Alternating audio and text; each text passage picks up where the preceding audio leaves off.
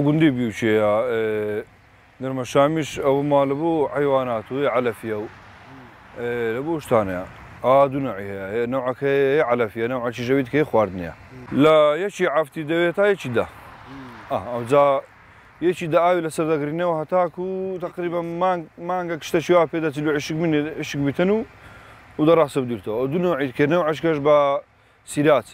بطري هرو شوي ولا بشتمار وشوي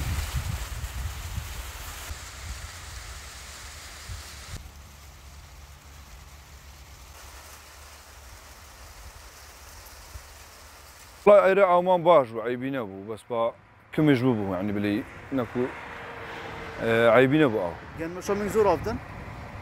زوري دبت تقريبا أقدر للسريع جوز بيلي أقدر 6 ساعات أوي دبتن هالروجي كان 6 ساعات هتا بقدر يودروش 6 روج دبي زهرش كبيو سري 6 ساعات وسري وهر جوز بيع والله زه ذات حيوان يا مش ده يستوي دبينا محمله يوم عملي دفرش معمر رياح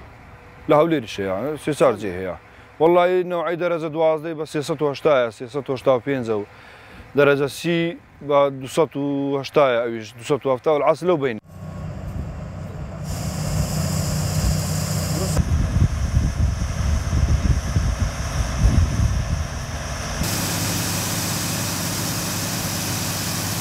والله بس أنا هي وبرشي باشا لقانيمي باشتري أو يبرس على كل لقانيمي هزان ترى إنكو بري باشا قال مشاين بعام يعني دونمي لو أنا بلي تغار 25 سنة دكتن 25 سنة أجا خراب بيتنا كم تردك بس درجة زوان بيتن تغار 25 سنة زي تردك عهدك يا أري والله هي عن استوى الشعر ده وشيمياء شي دبيتن ما بقوتي شيمياء بويش بس عردش فرق دكات استا هي عردي صورة بانو أنا باش نايتن تقولي أنا استوى الدشتاية لا درش لا قردو شتوها نابي هنا على الدشتاية أنا لبقاوي